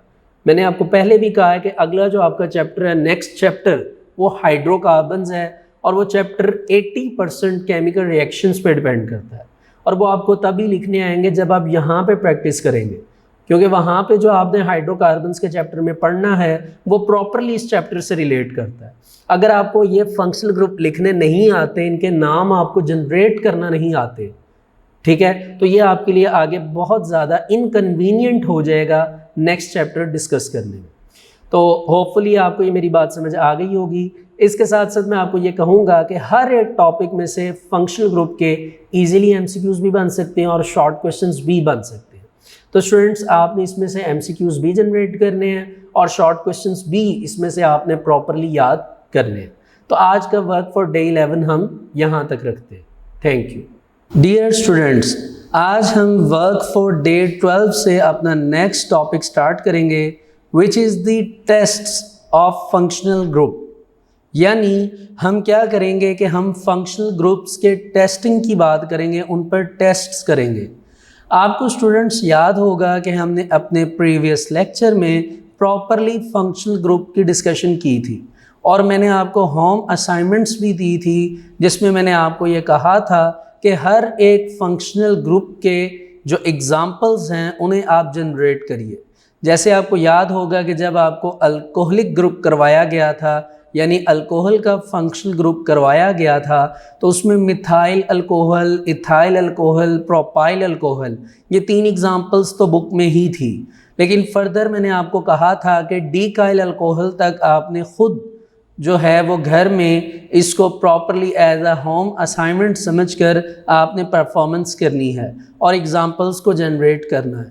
होपफुली आपने वो होम असाइनमेंट्स जो हैं वो कंप्लीट कर ली होंगी। अब हम आज के टॉपिक से रेलिवेंट जो कि हमारा वर्क फॉर डे 12 है, इसके हवाले से डिस्कशन स्टार्ट करते हैं। स्टूडेंट्स, मैं आपको पहली बात ये बता दूं कि आज का जो हमारा टॉपिक है ये बहुत इम्पॉर्टेंट टॉपिक है, रेलिवेंट टू योर प्रैक्टिकल्स। जो प्रैक्टिकल्स आप परफॉर्म करेंगे इंशाअल्लाह आने वाले दिनों में, तो स्कूल्स की लेबॉरेटरीज़ में जब प्रैक्टिकल को परफॉर्म किया जाता है तो केमिस्ट्री के कुछ इम्पॉर्टेंट प्रैक्टिकल्स हैं, एज आ कह लीजिए कि शॉर्ट क्वेश्चंस के तौर पर, जो कि आते भी होते हैं और एग्ज़ामिनर आपसे परफॉर्म भी करवाता है। ये वो टॉपिक है जिसका नाम है टेस्ट फॉर फंक्शनल ग्रुप, कि आपने टेस्ट करने हैं और टेस्ट करने के बाद बताना है कि ये कौन सा फंक्शनल ग्रुप है जिसकी बात डिस्कस हो रही है। और स्टूडेंट्स, दूसरी बात ये है कि ये बहुत ही अच्छी तरह सुनने वाला टॉपिक है, इसमें कोई ज़्यादा इन्फॉर्मेटिव बात ऐड नहीं होगी। जो बुक में मटेरियल लिखा हुआ है हम इसी को कॉपी पेस्ट समझने की कोशिश करेंगे। तो सबसे पहले तो मैं आपको एक छोटी सी कह लीजिए एक एग्ज़ाम्पल देकर समझाने की कोशिश करता हूँ कि हमने टेस्ट की बात करनी कैसे। देखिए, for example I am examiner और मैं आपको एक केमिकल प्रोवाइड करता हूँ। फॉर एग्ज़ाम्पल मैं आपको ऑर्गेनिक कंपाउंड देता हूँ, ठीक है जी, पाउडर फॉर्म में या सॉल्यूशन फॉर्म में, जिस भी फॉर्म में मैं आपको ऑर्गेनिक कंपाउंड पकड़ा देता हूँ। जी ये लीजिए, ये ऑर्गेनिक कंपाउंड है। अब आप मुझे सिर्फ ये बता दीजिए कि ये ऑर्गेनिक कंपाउंड सैचुरेटेड है कि अनसैचुरेटेड है। अब ये बात भी मैंने आपको शायद पहले बताई हुई थी कि जो अल्केन होते हैं सिंगल बॉन्ड वाले, वो सैचुरेटेड कंपाउंड्स कहलाते हैं, और जो अल्कीन एंड अल्काइंस हैं यानी डबल एंड ट्रिपल बॉन्ड, वो क्या कहलाते हैं, अनसैचुरेटेड कंपाउंड्स, ठीक है जी। लेकिन इंटरेस्टिंग बात यह है कि alkane single bond, alkyne double bond, alkyne triple bond, ये तीनों क्या होते हैं, ऑर्गेनिक कंपाउंड्स, जिसमें अल्केन यानी single bond saturated, alkyne and alkynes double and triple bond unsaturated. ठीक हो गया। अब मैं क्या करूंगा, एक ऑर्गेनिक कंपाउंड लूंगा, वो आपको पकड़ा दूंगा। जी ये लीजिए स्टूडेंट, ये एक ऑर्गेनिक कंपाउंड है। मुझे कोई टेस्ट करिए और टेस्ट करके बताइए कि ये ऑर्गेनिक कंपाउंड सैचुरेटेड है कि अनसैचुरेटेड है। अब जाहिर सी बात है, आप इस चीज़ को फाइंड आउट करेंगे कि ये सैचुरेटेड है कि अनसैचुरेटेड है, तो उसको फाइंड करने के लिए असल में आप करेंगे टेस्ट। तो यही टेस्ट असल में आपका प्रैक्टिकल और एज अ परफॉर्मेंस है जो कि आप करेंगे। तो मेरा ख्याल है आपको ये बात समझ आ गई है। इसी कॉन्सेप्ट के हवाले से हमारा टेस्ट है, जो पहली हेडिंग मैंने दी है यहाँ पर, टेस्ट फॉर अनसैचुरेशन। अनसैचुरेशन से मुराद के वो ऑर्गेनिक कंपाउंड जिनमें डबल बॉन्ड होता है। फॉर एग्जांपल आपके सामने मैं एक्सप्लेन कर रहा हूँ, देखिएगा। जैसे ये एक कार्बन है, ये दूसरा कार्बन है, इनमें डबल बॉन्ड है। इस कार्बन ने 4 बॉन्ड कंप्लीट करने हैं, 2 बॉन्ड यहाँ शेयर किए हैं, ये तीसरा बॉन्ड, ये चौथा, इसके 4 कंप्लीट हो गए। इस कार्बन के 2 बॉन्ड्स ये बने हुए हैं 3 और 4, ये डबल बॉन्ड वाला कार्बन है विच इज कॉल्ड एल्कीन। इसी तरह एक कार्बन ये है, दूसरा कार्बन ये है और इनमें ट्रिपल बॉन्ड है, तो एक हाइड्रोजन ये बनाएगा, इसके 4 बॉन्ड कंप्लीट, एक हाइड्रोजन ये बनाएगा, इसके 4 बॉन्ड कंप्लीट। तो ये असल में आपको नजर आ रहा होगा कि ये अनसैचुरेटेड हाइड्रोकार्बन है। अनसैचुरेटेड क्यों? क्योंकि इनमें डबल एंड ट्रिपल बॉन्ड है। हाइड्रोकार्बन इस वजह से क्योंकि इनमें कार्बन और ये जो एम्प्टी बॉन्ड्स हैं यहाँ पर हाइड्रोजन लगेगी, ठीक है। और इनको हम अनसैचुरेटेड इसलिए कहते हैं क्योंकि इनमें डबल एंड ट्रिपल बॉन्ड है, यानी डबल बॉन्ड वाले कंपाउंड्स क्या कहलाते हैं, एल्कीन्स, एंड ट्रिपल बॉन्ड वाले कंपाउंड्स क्या कहलाते हैं, अल्काइंस। अब जैसा कि मैंने आपको ये कहा कि मैंने आपको ऑर्गेनिक कंपाउंड दे दिया, देने के बाद मैंने आपको बताया, आपसे पूछा कि स्टूडेंट्स बताइए कि ये ऑर्गेनिक कंपाउंड सैचुरेटेड है कि अनसैचुरेटेड है। तो अब जाहिर सी बात है, अगर तो वो सैचुरेटेड होगा तो आप सैचुरेटेड के टेस्ट करेंगे, अगर अनसैचुरेटेड होगा तो उसके टेस्ट करेंगे। तो स्टूडेंट्स अगर वो ऑर्गेनिक कंपाउंड अनसैचुरेटेड है तो उसको ये चेकआउट करने के लिए कि वाकई वो अनसैचुरेटेड है कि नहीं, तो जो आप टेस्ट परफॉर्म करेंगे वो दो तरह के हैं। First is the bromine water test and second is Baeyer's test. इसको क्या पढ़ते हैं? बायर्स। ठीक है जी। तो ये दो टेस्ट हैं जिनको परफॉर्म करके आप इजीली ये फाइंड आउट कर सकते हैं कि गिवन ऑर्गेनिक कंपाउंड सैचुरेटेड है कि अनसैचुरेटेड है। अब आप ब्रोमीन वाटर टेस्ट जब परफॉर्म करेंगे तो इसका एक रिजल्ट आएगा, वो रिजल्ट इस चीज़ को बताएगा कि ऑर्गेनिक कंपाउंड जो गिवन है, गिवन का मतलब जो आपको दिया गया है, वो सैचुरेटेड है कि अनसैचुरेटेड है। इससे पहले मैं आपको ये बता दूं कि जो ब्रोमीन है इसका अपना एक कलर होता है। तो ब्रोमीन का कलर होता है ब्राउन। क्या कलर होता है? ब्राउन। अब हम ब्रोमीन वाटर के ऊपर टेस्ट करेंगे, ब्रोमीन के अंदर मतलब वाटर की एडिशन होगी तो ब्रोमीन वाटर का सोल्यूशन होगा, इसका टेस्ट करेंगे और इस चीज़ को आइडेंटिफाई करेंगे कि जो गिवन ऑर्गेनिक कंपाउंड है वो ऑर्गेनिक है कि इनऑर्गेनिक, वो ऑर्गेनिक होते हुए अपने अंदर सैचुरेटेड की प्रॉपर्टीज रखता है कि अनसैचुरेटेड। ठीक है जी। तो सबसे पहले हम ब्रोमीन वाटर टेस्ट की बात करने लगे। तो इसके लिए आप बुक पर आ जाइए, क्योंकि इसकी रीडिंग बहुत ज़्यादा है, तो हम रीडिंग के साथ साथ इसको समझने की कोशिश करेंगे। तो स्टूडेंट्स आपको अपनी केमिस्ट्री की बुक के पेज नंबर 71 पर आना पड़ेगा, जिसके बॉटम पर आपको test for functional group, test for unsaturation, आपको फर्स्ट टेस्ट यहाँ पर मिल जाएगा। तो आपको नज़र आ रहा होगा कि आगे वही उसने बॉन्डिंग नेचर एक्सप्लेन किया है जो मैंने आपको सामने बता दी है। तो अब आपका पहला टेस्ट है ब्रोमीन वाटर टेस्ट। गौर से सुनिएगा। Dissolve a pinch of the given organic compound. Pinch का मतलब चुटकी, कि आपने एक चुटकी ऑर्गेनिक कंपाउंड लेना है जो कि आपको गिवन है, आपको दिया गया है, और इसको 2.0 क्यूबिक सेंटीमीटर कार्बन टेट्राक्लोराइड के अंदर डिसॉल्व कर देना है। ठीक है जी। यानी आप एक टेस्ट ट्यूब ले लीजिए, उस टेस्ट ट्यूब में आप पिंच अमाउंट में अपना ऑर्गेनिक कंपाउंड डालिए और उसमें 2.0 क्यूबिक सेंटीमीटर कार्बन टेट्राक्लोराइड, ये एक कंपाउंड है, उसको निकाल के इसके अंदर ऐड कर दीजिए। इसके बाद आप 2 cubic centimetre water, bromine water इसके अंदर डालिए और इसको क्या करिए? शेक करिए। शेक करने के बाद एक रिजल्ट आएगा, वो नीचे लिखा हुआ है, वो ये है कि ब्रोमीन विल बी डीकलराइज्ड। देखिए ब्रोमीन का कलर क्या था? ब्राउन। मैंने आपको बताया अगर ये डीकलराइज कलर हो जाता है, अगर कलर डीकलराइज हो जाता है यानी वो ब्राउन कलर चेंज हो जाता है, तो इट मीन्स डैट के गिवन ऑर्गेनिक कंपाउंड अनसैचुरेटेड था। और अगर सॉल्यूशन का कलर डीकलराइज नहीं होता तो इट मीन्स डैट जो गिवन ऑर्गेनिक कंपाउंड था वो सैचुरेटेड था। ठीक हो गया स्टूडेंट्स? तो होपफुली आपको ये पहला टेस्ट जो है which is test for unsaturation, उसका पहला जो टेस्ट है ब्रोमीन वाटर टेस्ट, वो आपको समझ आ गया होगा। अब हम मूव करते हैं बायर टेस्ट की तरफ। तो बायर टेस्ट क्या है स्टूडेंट्स? आइए देखते हैं। Dissolve about 0.2 gram of organic compound in water. एक टेस्ट ट्यूब ले लीजिए, उसमें 0.2 ग्राम आप ऑर्गेनिक कंपाउंड मेजर करिए, जो आपको गिवन होगा, दिया जाएगा, उसको टेस्ट ट्यूब में डालिए, उसमें वाटर डालिए। उसके बाद आपने 2 से 3 ड्रॉप्स जो हैं वो एल्कलाइन KMnO4, इस KMnO4 को पोटाशियम पर मैग्नेट पढ़ा जाता है। क्या पढ़ा जाता है? पोटाशियम पर मैग्नेट। सोल्यूशन एंड टेक, यानी 2 से 3 ड्रॉप पोटाशियम पर मैग्नेट के डाल दीजिए। देखिए जो पोटाशियम पर मैग्नेट होता है इसका अपना कलर पिंक होता है। ओरिजिनली क्या कलर होता है? पिंक। अब जैसे ये पिंक कलर आप इस सोल्यूशन के अंदर डालेंगे, डालने के बाद अगर उस सोल्यूशन का, गिवन ऑर्गेनिक कंपाउंड का जो सोल्यूशन आपने तैयार किया था टेस्ट ट्यूब में, अगर उसका कलर चेंज हो जाता है, पिंक कलर, मतलब कि pink colour will be disappear, अगर वो डिसअपीयर हो जाएगा तो इसका मतलब गिवन ऑर्गेनिक कंपाउंड अनसैचुरेटेड था। और अगर वो पिंक कलर डालने के बाद वो सोल्यूशन सारे का सारा पिंक ही हो जाता है तो इट मीन्स दैट जो गिवन ऑर्गेनिक कंपाउंड है वो क्या था? सैचुरेटेड। ठीक है स्टूडेंट्स, तो ये दो टेस्ट हैं, यकीनन मुझे अच्छी तरह उम्मीद है कि ये आपको दोनों समझ आ गए होंगे।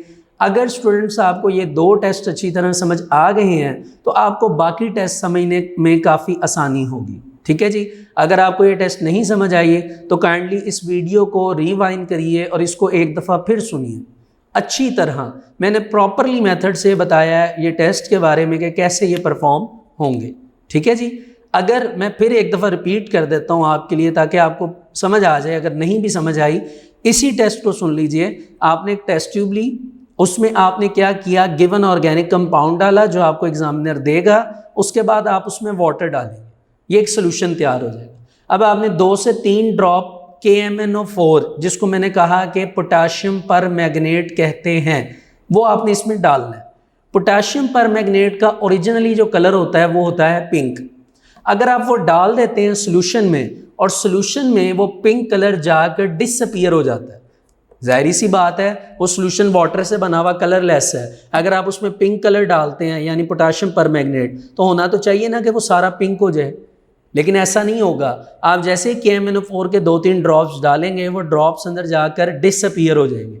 अगर तो डिसअपीयर हो जाते हैं इट मीन्स दैट कि जो आपका गिवन ऑर्गेनिक कंपाउंड था जो आपने शुरू में डाला था वो अनसैचुरेटेड है। लेकिन अगर वो 3 ड्रॉप्स डालने के बाद अपना पिंक कलर वो जाके प्रेजेंट करता है, इट मीन्स दैट जो गिवन ऑर्गेनिक कंपाउंड है वो अनसैचुरेटेड नहीं है, इट मीन्स दैट वो सैचुरेटेड है। तो इन दो टेस्ट की बेस पर आप एक्सप्लेन कर सकते हैं कि एग्जामिनर ने आपको जो गिवन मतलब आपको जो ऑर्गेनिक कंपाउंड दिया है जिसको मैं गिवन ऑर्गेनिक कंपाउंड का नाम दे रहा हूँ। अब हम अपने फंक्शनल ग्रुप की तरफ मूव करते हैं जिसमें हमारे पास है test for alcoholic group. Alcoholic group का फंक्शनल ग्रुप आपको याद होगा बॉन्ड OH, याद है ना। अब अगर आपने चेक करना है कि गिवन एग्जामिनर जो आपको कंपाउंड दे रहा है वो अल्कोहलिक ग्रुप है कि नहीं, उसको चेक करने के लिए 2 टेस्ट है। पहला है सोडियम मेटल टेस्ट और दूसरा है ester formation test, ester formation test. ठीक है जी, तो आइए इन्हें एक एक करके डिस्कस करते हैं।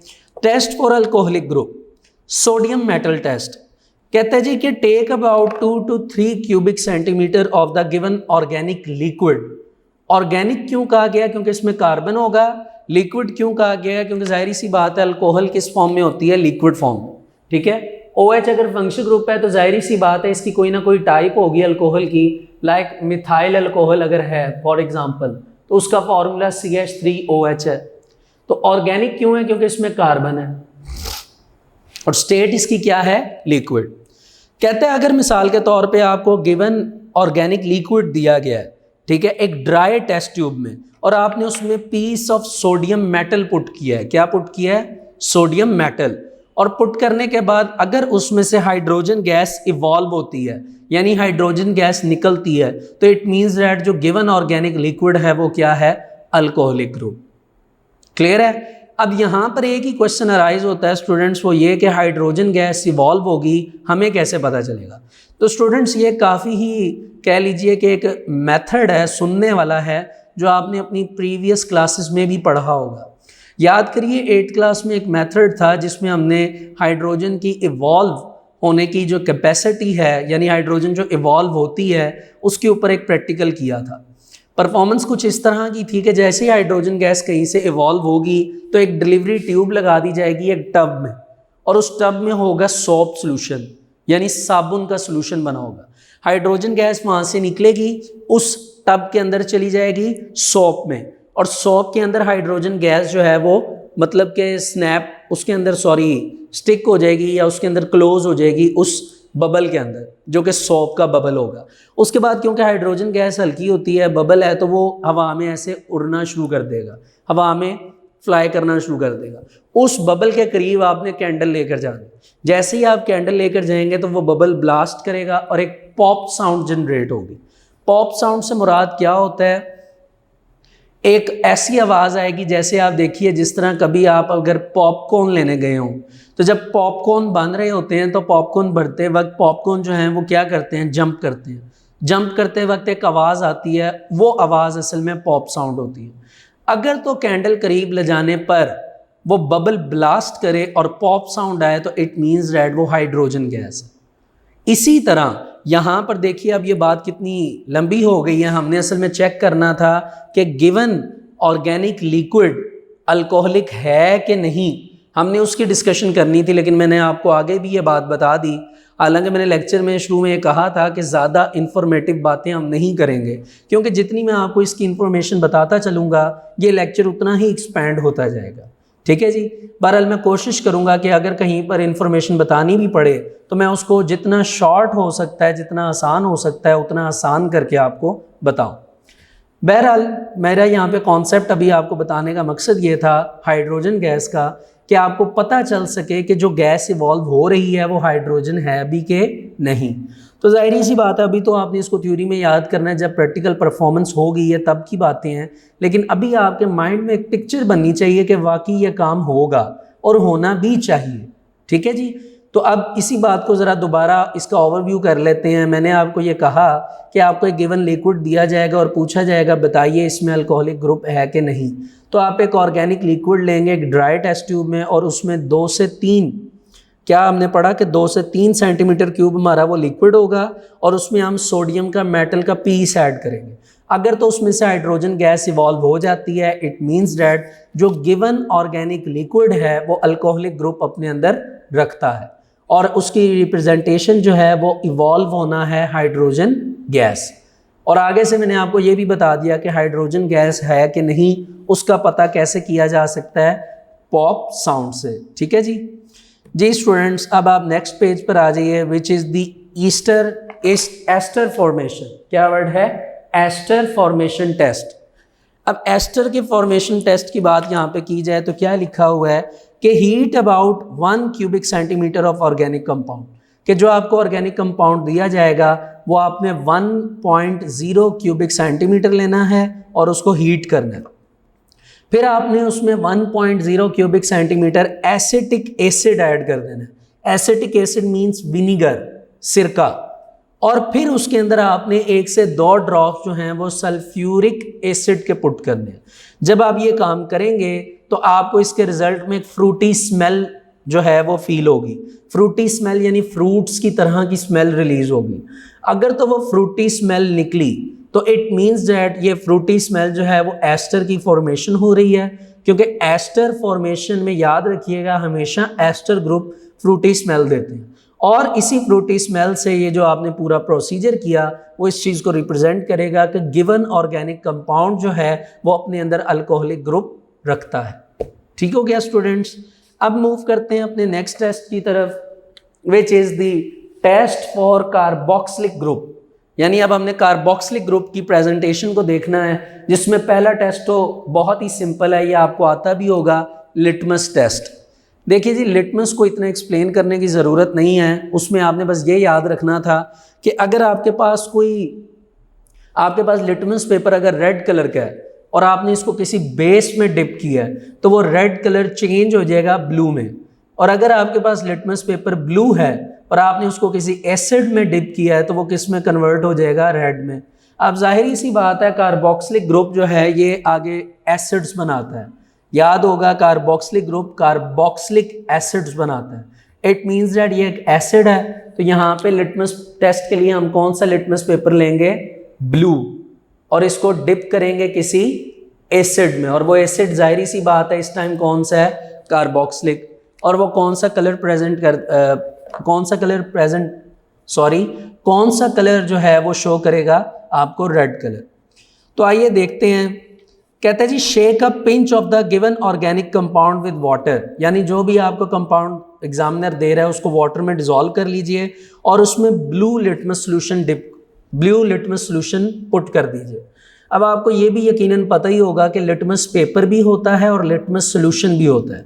अब क्योंकि यहाँ पे हमने वाटर के अंदर ऑर्गेनिक कंपाउंड को डिसॉल्व किया है, इस वजह से हम इसमें क्या डालेंगे? Blue litmus solution.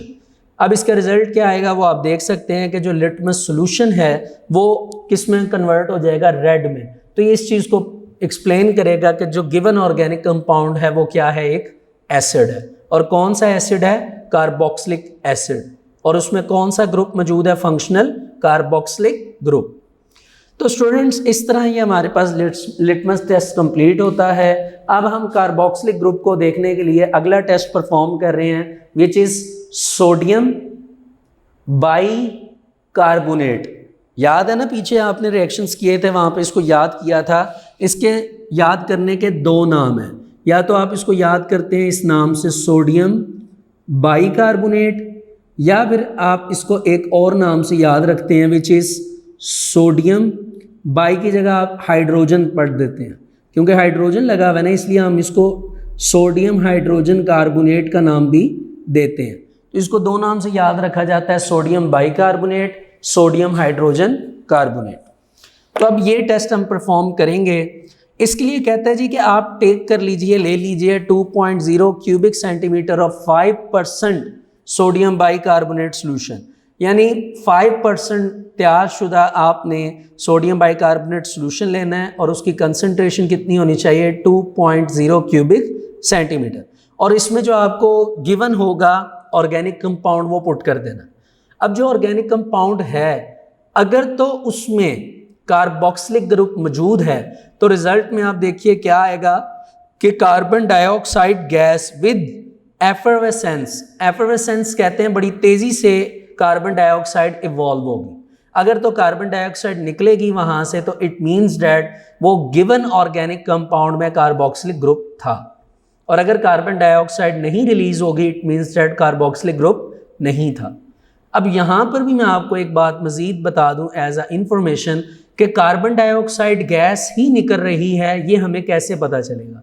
तो स्टूडेंट्स याद रखिए, ज़िंदगी में जब भी आपके पास ये बात आ जाए कि बताइए कि ये कार्बन डाइऑक्साइड ही इवॉल्व हो रही है कि नहीं, तो उसको चेक करने के लिए एक ही टेस्ट है, यानी कार्बन डाइऑक्साइड अगर इवॉल्व हो रही है तो उसको इवॉल्व होते वक्त चेक करने के लिए, यानी आपने आइडेंटिफिकेशन करनी है कि जो गैस रिलीज हो रही है वो कार्बन डाइऑक्साइड है, तो उसका आइडेंटिफिकेशन पॉइंट एक ही चीज़ है, वो है लाइम वाटर, कि किसी तरह आप कार्बन डाइऑक्साइड को लाइम वाटर में से गुजार दें। अगर तो लाइम वाटर में से आप कार्बन डाइऑक्साइड को पास आउट करेंगे तो याद रखिए हमेशा लाइम वाटर जो है वो होता तो कलरलेस टाइप है, लेकिन वो किस में कन्वर्ट हो जाएगा, मिल्की सोल्यूशन में, यानी मिल्की दूध की तरह बन जाएगा। अगर ये दूध की तरह बन जाए तो इट मीन्स डैट कि गिवन गैस जो है, जो गैस रिलीज हो रही है वो कार्बन डाइऑक्साइड। ये एक प्रैक्टिकल है जो कि हमने क्लास में भी परफॉर्म किया था, अगर आपको याद हो। इसमें हम एक बीकर ले लेते हैं, उस बीकर में हम लाइम वाटर को पुट करते हैं और उसमें अपने माउथ से, एक ट्यूब होती है जिसके दोनों माउथ ओपन होते हैं ट्यूब के, उसमें से एक साइड अपने मुंह में मतलब माउथ में हम रखते हैं और दूसरी साइड हम उस सोल्यूशन में रखते हैं। जिस तरह स्ट्रॉ नहीं होता, बॉटल जब बोतल पीते हैं उसको जब पीते हैं, पीने के लिए स्ट्रॉ यूज़ करते हैं, उसी तरह एक शीशे की ग्लास की ट्यूब होती है, वो उसका एक साइड हमारे माउथ में और दूसरी साइड जो है वो लाइम सोल्यूशन में होती है। अब आप ज़ोर से उसके अंदर एयर को एक्सहेल करते हैं, निकालते हैं। अब हमारे अंदर से जो गैस कह लीजिए आउट होती है हमारी बॉडी से, वो कार्बन डाइऑक्साइड। हम जैसे जैसे उसमें एक्सहेल करेंगे तो वो लाइम वाटर के अंदर कार्बन डाइऑक्साइड जमा होना स्टार्ट हो जाएगी, जिस वजह से उस लाइम वाटर का कलर क्या हो जाएगा, मिल्की। ठीक हो गया स्टूडेंट्स। तो अब अगर तो आपके पास सोडियम हाइड्रोजन कार्बोनेट आपने टेस्ट करना है और इस टेस्ट को करते वक्त अगर कार्बन डाइऑक्साइड क्रिएट होती है, इवॉल्व होती है, तो इट मीन्स दैट इस जो गिवन ऑर्गेनिक कंपाउंड आपको एग्जामिनर ने दिया था वो क्या था, वो आपके पास कार्बोक्सिलिक ग्रुप का ऑर्गेनिक कंपाउंड था। और अगर उसमें से कार्बन डाइऑक्साइड रिलीज हो रही है तो उसकी आइडेंटिफिकेशन का भी एक टेस्ट है जो कि लाइम वाटर टेस्ट कहलाता है, जो कि मैंने आपको इंफॉर्मेशन के तौर पर बता दिया। जी स्टूडेंट्स, अब हम मूव करते हैं आगे और अपने नेक्स्ट टेस्ट की तरफ जाते हैं which is test for aldehydic group. याद होगा एल्डिहाइडिक ग्रुप के लिए आपने bond C double bond OH, ये फंक्शनल ग्रुप जो था वो एल्डिहाइड के लिए यूज किया था। ठीक है जी स्टूडेंट्स, आपको ये लिखा हुआ नजर भी आ रहा होगा फंक्शनल ग्रुप। इसमें दो टेस्ट हैं, याद रखिएगा। पहला सोडियम बाइसल्फाइड टेस्ट और दूसरा है Fehling's test, Fehling's solution test. यानी अगर आपने चेक करना है कि गिवन ऑर्गेनिक कंपाउंड में एल्डिहाइडिक ग्रुप है तो उसको चेक करने के लिए दो ही टेस्ट मौजूद हैं आपके सिलेबस में। पहला है सोडियम बायसल्फाइड टेस्ट और दूसरा कौन सा है, फेलिंग सोल्यूशन टेस्ट। तो आइए पहले डिस्कस करते हैं सोडियम बायसल्फाइड टेस्ट। कहते हैं जी शेक अबाउट 0.2 ग्राम और 0.5 क्यूबिक सेंटीमीटर, यानी या तो 0.2 ग्राम ले लीजिए अगर ग्राम में आप उसको मेजर कर रहे हैं, वरना अगर आपने क्यूबिक सेंटीमीटर में लेना है तो 0.5 ग्राम ले लीजिए given organic compound, given compound जो आपको कंपाउंड दिया जाएगा, और उसमें आप क्या करिए कि 1 से 2 क्यूबिक सेंटीमीटर सैचुरेटेड सॉल्यूशन किसका, सोडियम बायसल्फाइड का ऐड कर दीजिए। अगर तो ऐड करने के बाद रिजल्ट में आपके पास वाइट प्रेसिपिटेट्स उसके बॉटम में बन जाते हैं तो इट मीन्स दैट के जो गिवन ऑर्गेनिक कंपाउंड था या गिवन कंपाउंड था वो गिवन कंपाउंड असल में अपने अंदर एल्डिहाइडिक ग्रुप रखता था, और अगर वाइट प्रेसिपिटेट नहीं बनेंगे तो इट मीन्स दैट के वो एल्डिहाइडिक ग्रुप अपने अंदर ऑर्गेनिक कंपाउंड नहीं रखता। ठीक हो गया स्टूडेंट्स। अब मूव करते हैं फेलिंग सोल्यूशन टेस्ट की तरफ। तो स्टूडेंट्स याद रखिएगा, ये भी एक इंटरेस्टिंग बात है कि फेलिंग सोल्यूशंस के नाम से लेबॉर्ट्री में 2 सॉल्यूशंस पड़े होते हैं, एक कहलाता है फेलिंग सोल्यूशन ए और एक कहलाता है फेलिंग सोल्यूशन बी। ठीक हो गया जी। इनकी अपनी अपनी प्रॉपर्टीज़ एंड कैरेक्टरिस्टिक्स हैं जो कि आप हायर क्लासेस में पढ़ेंगे। बहरहाल अभी हम टेस्ट के हवाले से बात करते हैं कि mix equal volumes of Fehling solution A and B in a test tube, यानी एक टेस्ट ट्यूब ले लीजिए, उसमें अगर आप 3 क्यूबिक सेंटीमीटर अगर फेलिंग सोल्यूशन ए ले रहे हैं तो आपने 3 ही cubic centimetre B Fehling solution लेना है और उनको एक ही जगह पर मिक्स कर लेना है। फिर आप उसमें क्या करिए कि ऑर्गेनिक कंपाउंड जो आपको एग्जामिनर देगा गिवन ऑर्गेनिक कंपाउंड, उसकी एक चुटकी पकड़िए और उसके अंदर डाल दीजिए और उस सोल्यूशन को आप 5 मिनट के लिए बॉयल करिए। अगर 5 मिनट बॉयल करने के बाद उसका रिजल्ट क्या है कि उसके बॉटम पे रेड प्रेसिपिटेट्स बनना स्टार्ट हो जाएं, यानी सुर्ख कलर के प्रेसिपिटेट्स उसके बॉटम में बनना स्टार्ट हो जाएं, तो इट मीन्स डैट कि जो आपको एग्जामिनर ने गिवन ऑर्गेनिक कंपाउंड दिया था या ऑर्गेनिक कंपाउंड दिया था वो गिवन ऑर्गेनिक कंपाउंड असल में आपके पास क्या था, वो असल में आपके पास एल्डिहाइडिक ग्रुप था, कि उस ऑर्गेनिक कंपाउंड में एल्डिहाइडिक ग्रुप मौजूद था। और अगर बॉयल करने के बाद रेड प्रेसिपिटेट नहीं जनरेट होते तो इट मीन्स दैट जो गिवन ऑर्गेनिक कंपाउंड था जो कि एग्जामिनर ने आपको दिया था वो गिवन ऑर्गेनिक कंपाउंड जो है वो एल्डिहाइडिक ग्रुप नहीं रखता। ठीक है स्टूडेंट्स। अब मूव करते हैं हम अपने नेक्स्ट फंक्शनल ग्रुप की तरफ which is the test for ketonic group.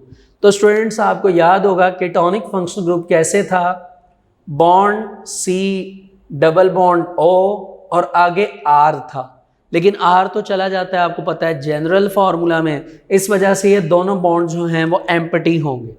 Book में उसने इसको डिफरेंट मेथड से लिखा हुआ है, या तो आप इसको लिख लें ऐसे, ये भी सही है, नहीं तो आप इसको ऐसे भी लिख सकते हैं कार्बन डबल बॉन्ड O और ऐसे ये 2 बॉन्ड एम्प्टी हैं। ये दोनों मेथड सही हैं इसको लिखने के। अब अगर आपने चेक करना है कि गिवन ऑर्गेनिक कंपाउंड अपने अंदर कीटोनिक ग्रुप रखता है तो उसको 2 ही टेस्ट है, पहला है फिनाइल हाइड्राजीन टेस्ट और दूसरा है सोडियम नाइट्रोप्रोसाइड टेस्ट। ठीक है जी, ये 2 टेस्ट हैं जो बता सकते हैं कि given organic compound ketonic group रखता है कि नहीं। तो आइए स्टार्ट करते हैं इसको भी कीटोनिक ग्रुप को। तो स्टूडेंट्स पहले हम डिस्कस करेंगे फिनाइल हाइड्राजीन टेस्ट। कहते हैं shake a pinch of the given organic compound with 2.0 cubic centimetre of phenyl hydrazine solution, यानी एग्जामिनर ने आपको कंपाउंड दिया और कहा कि बेटा बताओ मुझे कि ये कीटोनिक ग्रुप रखता है कि नहीं। आपने उस ऑर्गेनिक कंपाउंड को उठाया और उस ऑर्गेनिक कंपाउंड को पिंच अमाउंट में आपने किसी टेस्ट ट्यूब में डाला, डालने के बाद उसमें आपने 2.0 क्यूबिक सेंटीमीटर क्या ऐड कर दिया, फिनाइल हाइड्राजीन सॉल्यूशन।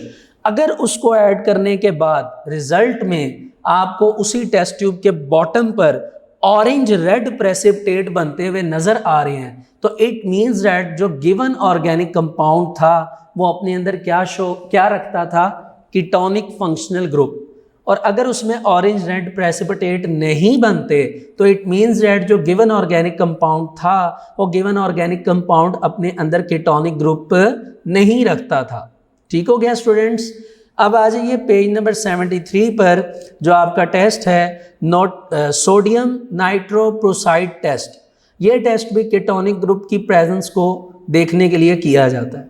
तो इसमें आप क्या करेंगे, take about 2 cubic centimetre of sodium nitroprusside solution in a test tube.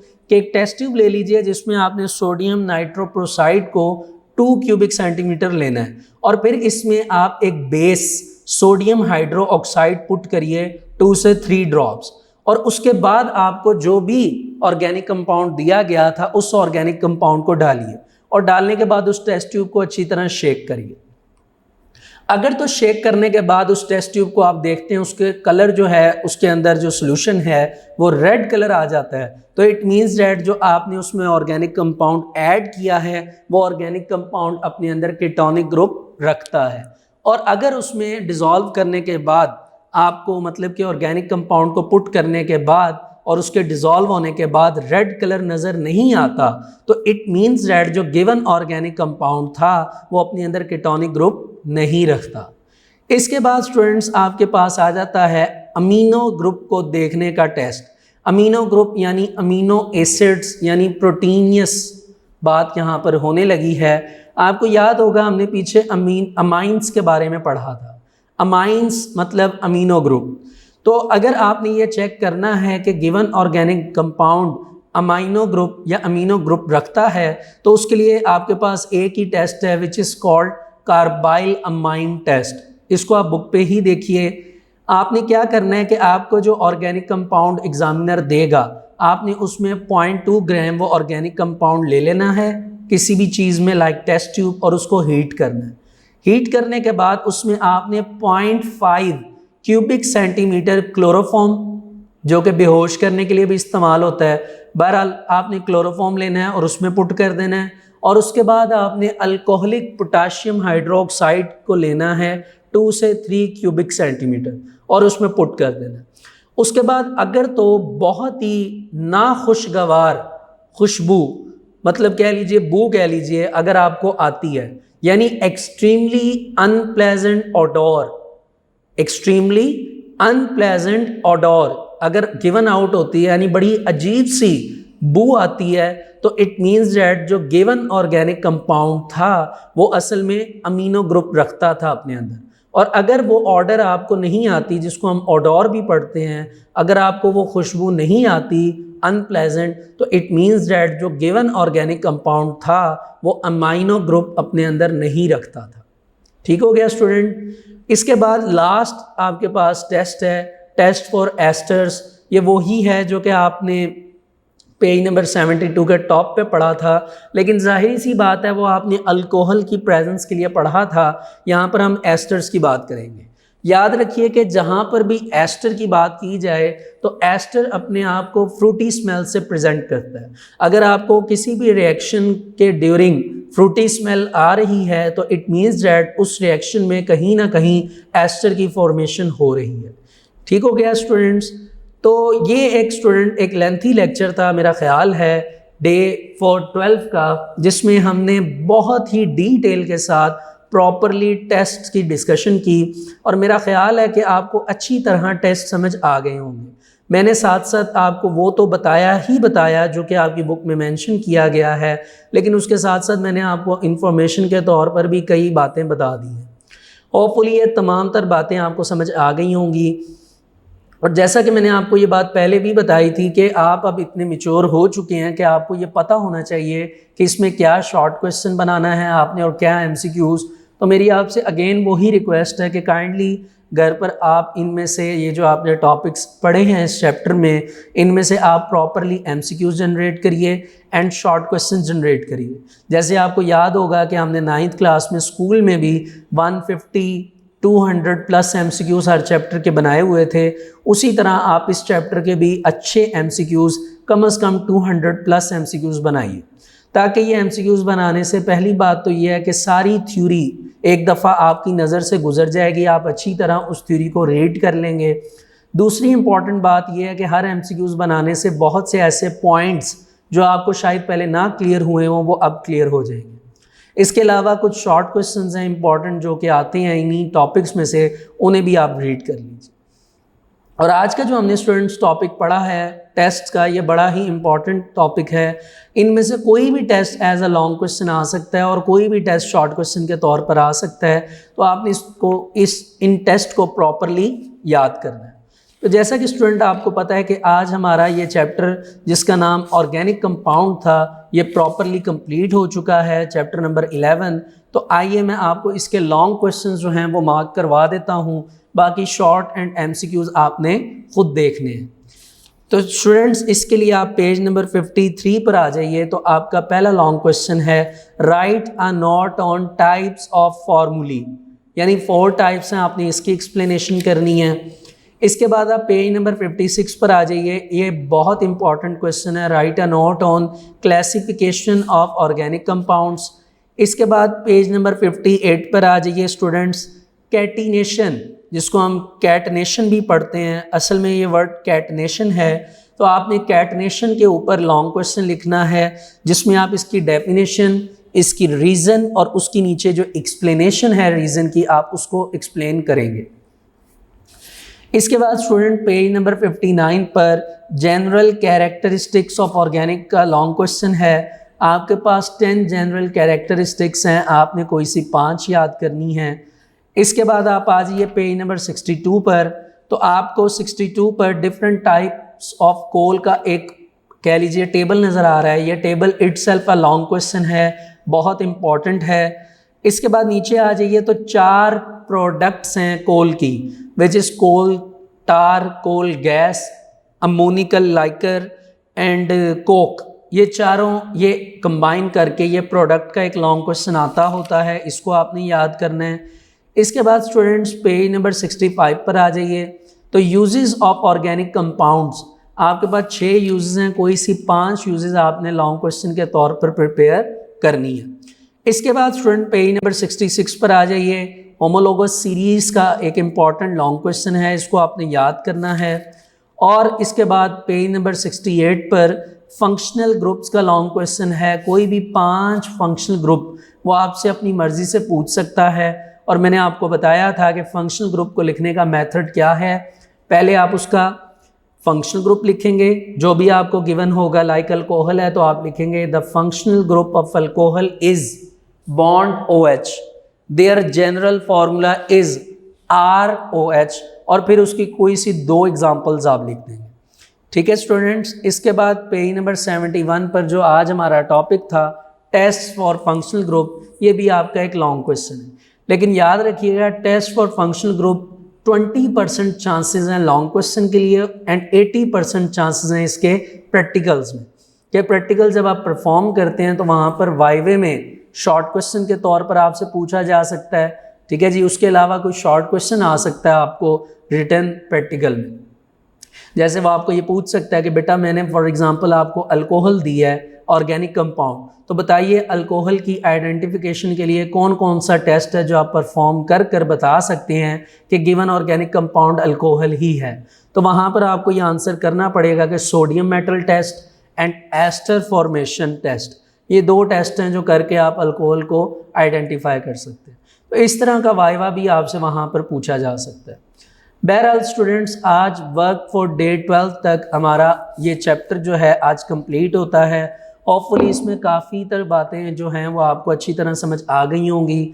फिर भी मैं आपको ये बात बताना चाहता हूँ कि इस लेक्चर के लास्ट पर आपको इस वीडियो के लास्ट पर व्हाट्सएप नंबर प्रोवाइड कर दिया जाएगा। अगर आपको कोई भी प्रॉब्लम है किसी भी लेक्चर से रिलेटेड इस चैप्टर के, तो आप वहाँ पर इसके बारे में पूछ सकते हैं। होपफुली आपको जल्द अज जल्द उसका आंसर कर दिया जाएगा। तो आज स्टूडेंट्स वर्क फॉर डे 12 तक हम अपना लेक्चर यहाँ तक कंप्लीट करते हैं और हमारा यहाँ तक चैप्टर भी कंप्लीट होता है। तो मेरी तरफ से आपको अल्लाह हाफिज़। Thank you so much.